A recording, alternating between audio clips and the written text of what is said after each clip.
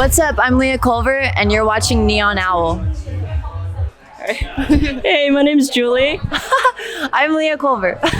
And so now we're here at Imagine. How are you feeling? I'm feeling good. I'm starting to kind of come back down, I think, you know? Like, Come back down. you know what I mean? Like, do you want me to hold it so you don't have to? It's like a little baby furry thing. Baby. I'm feeling good. I'm feeling grateful.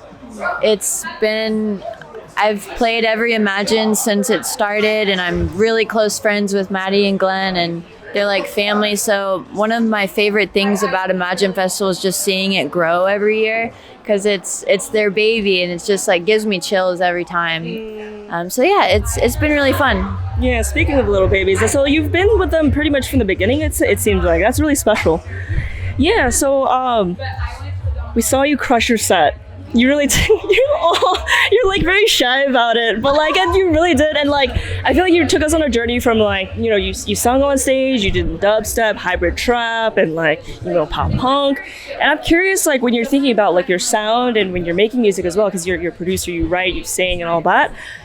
Have you ever thought about, you know, the balance between kind of adhering to that own sound and adhering to the sound of a label and using their platform? Like, I know that's something that artists often like contemplate, but curious about your thoughts there.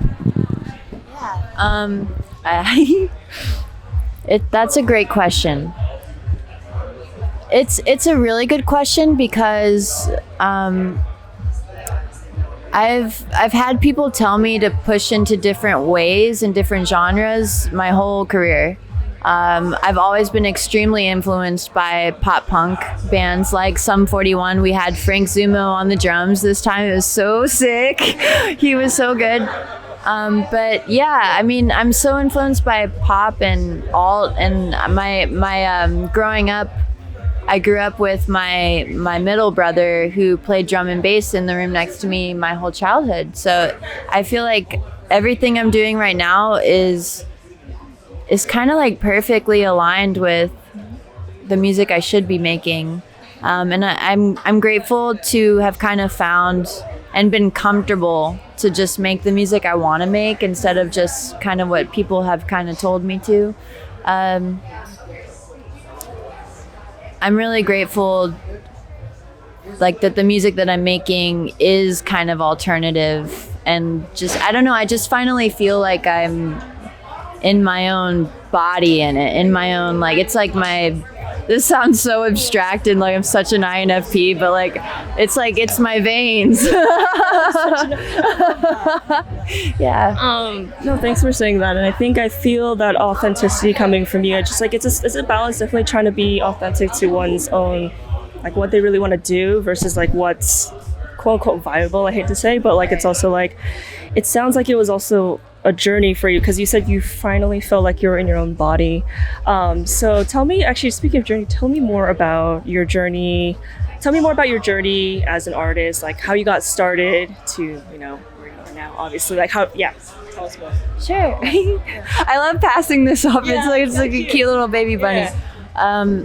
My journey as an artist, I mean, I grew up in a really musical family. My everybody in my family was in bands and like played different instruments and even producers. And so as long as I can remember, I've been singing and writing and playing guitar and drums. And I always saw myself as someone who was going to be the front woman of a band. Oh, wow. And then I kind of fell into DJing. And then I learned like, okay, well, I got to produce. So started doing that, and then got to produce in electronic music, and not like the band stuff so much. So it just kind of happened, and like put all my focus there. Later went to Icon Collective. It started here in Atlanta with Maddie and Glenn, the owners of this festival, and playing all those grungy clubs and like their clubs as well, and all their beautiful production. And I don't know, I'm just grateful. Like, I really feel really grateful to just be breathing, and like I feel like I'm in the right space where every single chapter of the music I've made thus far to getting here was right, and And this feels like exactly where I'm supposed to be, which is like a little more alternative and also pop, I guess. And of course the slammer dubstep. It is interesting and different. I don't know if I answered your question, but for labels, they're very interested, so I think we're doing something right. Yeah, you got like quite a few tracks signed to like Monster Cat and like some of the big labels out there, right? And yeah, thanks for sharing that. I think it's really important what you're sharing. I like the comfort that I'm hearing, and like I'm exactly where I'm supposed to be, making this alt stuff. I feel like it's definitely somewhat of a battle. I mean, it's something that I hear pretty often in terms of artists trying to find their sound and balance getting onto labels and getting their music heard and things like that. And now I'm curious also, what do you think, like I guess looking back on your journey, was there any advice that you would give your younger self, or like when you first started, like would you do anything differently? And yeah, tell us more about that. Sure. Another great question. If I could talk to my younger self, I mean, this is so like not even music related, but like I would just tell her it's all gonna be okay. Just like do what you want to do. And I think if I could talk to my younger self, I would just say, you're gonna have no idea the things that are gonna happen. You wouldn't believe it, but you so got it. Like I couldn't, if you told me some of this stuff, I'd be like, there's no way. And you've somehow, it's like, I guess we're on this like string life path, and you just kind of get pulled along it, and there's nothing that can happen that you can't handle. So I don't know, I think that's what I think of, is like, you don't know your own strength till you're already there, and you'll always be all right. So I think to her, I would just say, I would hold her. I'd be like, it's gonna be okay. Just do what you know you're meant to do. And that's what we're doing. Yeah. I love that, because I think when we're younger, it's hard to know, and like I'm assuming this is through life experience and lived experience, where it's like, okay, I'm more sure of where I belong and like what I'm doing is okay, like it's the right thing, right? And it's kind of like through lived experiences. And yeah, I'm curious also, for your fans also, what's coming up for you in 2023 and beyond? Okay, cool. So Frank Zummo played on my set today. He's the drummer from Sum 41, and he's also a sick producer. We're planning some touring, and lots of shows coming up. So much music is coming out. I'm excited with Insomniac, Monster Cat, and honestly, I'm just grateful. I know that I'm like maybe a little floaty, but I'm just actually really so grateful for just being here, and just like I just feel really good about the future and really present.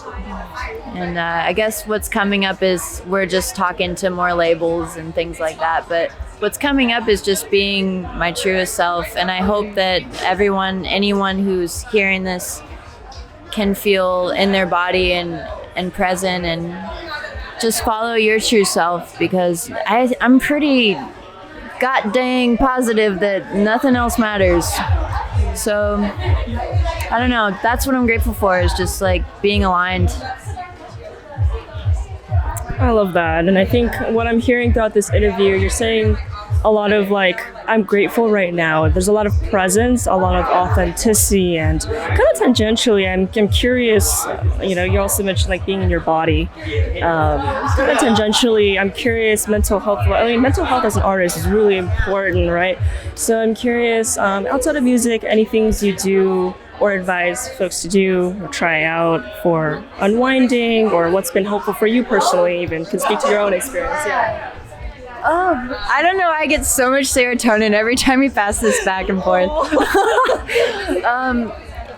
Okay, this is true. I wake up, I'm pretty structured. So I wake up every morning and I do Wim Hof breathing. You can find it on YouTube. If you want to start, there's a beginner's one and there's a more advanced one. It's not that much harder than the beginner's one. And that kind of like resets your amygdala and like kind of your nervous system. I do a lot of inner work on trying to revitalize my own nervous system. I've definitely struggled with a ton of depression and anxiety. You know, it kind of goes back to there's nothing that's going to happen that you can't handle. And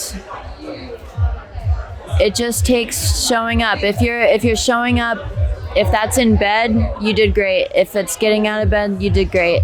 I think just following what your true soul wants to do is the best thing you can do. And I also want to put attention and recognize that we can't always just do what we want to do all the time. We have to work, we have to make money.